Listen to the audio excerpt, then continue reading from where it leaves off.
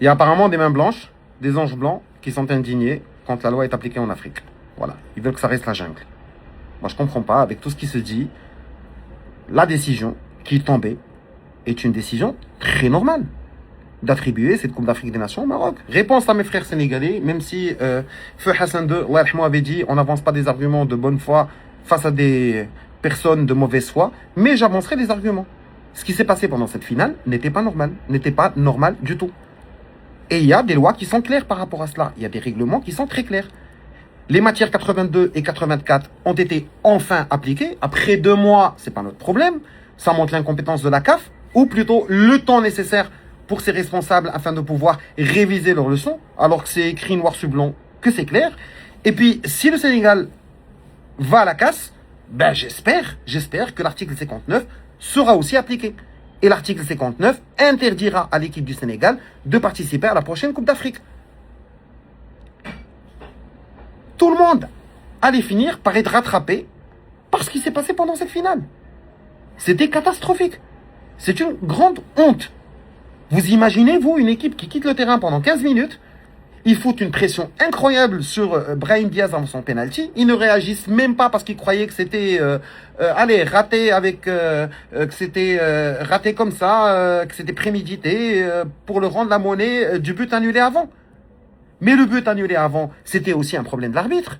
Tu as la VAR, mec, tu n'arrêtes pas une action, tu attends. Et puis quand le but est marqué, va réviser après s'il y a faute sur Hakimi. Lui, il a sifflé directement, il a levé la main pour la faute contre Hakimi. Les joueurs du Maroc ne sont pas partis chercher le deuxième ballon. Donc en terminant l'action normalement, si les joueurs du Maroc n'étaient pas dérangés par la décision de l'arbitre, même le but n'aurait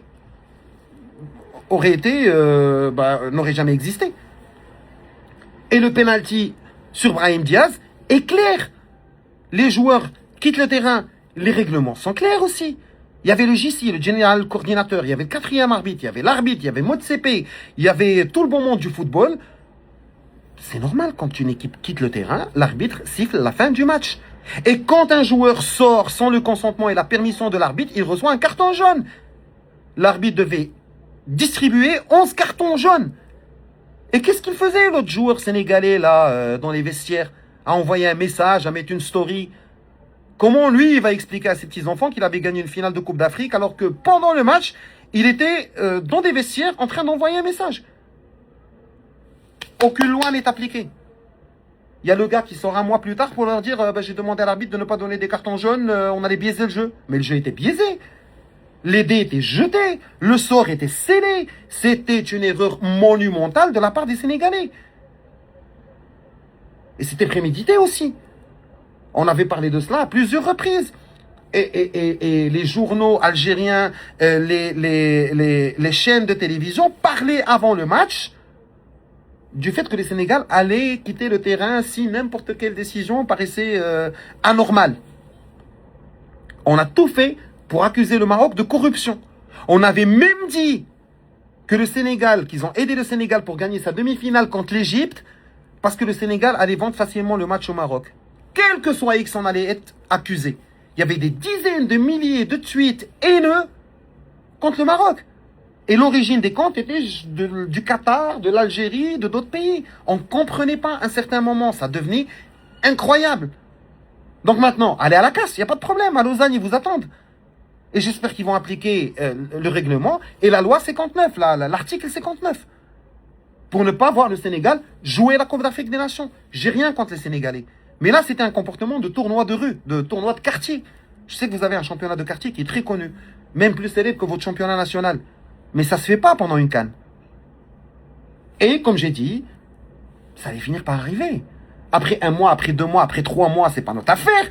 C'est la CAF qui devait prendre la décision. Ça pouvait tomber le 2e jour sans problème. Attendre que le Maroc parte en appel, que tout cela arrive. C'est la faute de la CAF. C'est pas les Marocains. Les Marocains n'ont rien fait. Les Marocains ont subi de A jusqu'à Z. Ils ont subi ce qui s'est passé pendant le match, le comportement des supporters sénégalais pendant la finale, les tweets haineux, tout ce que vous pouvez imaginer.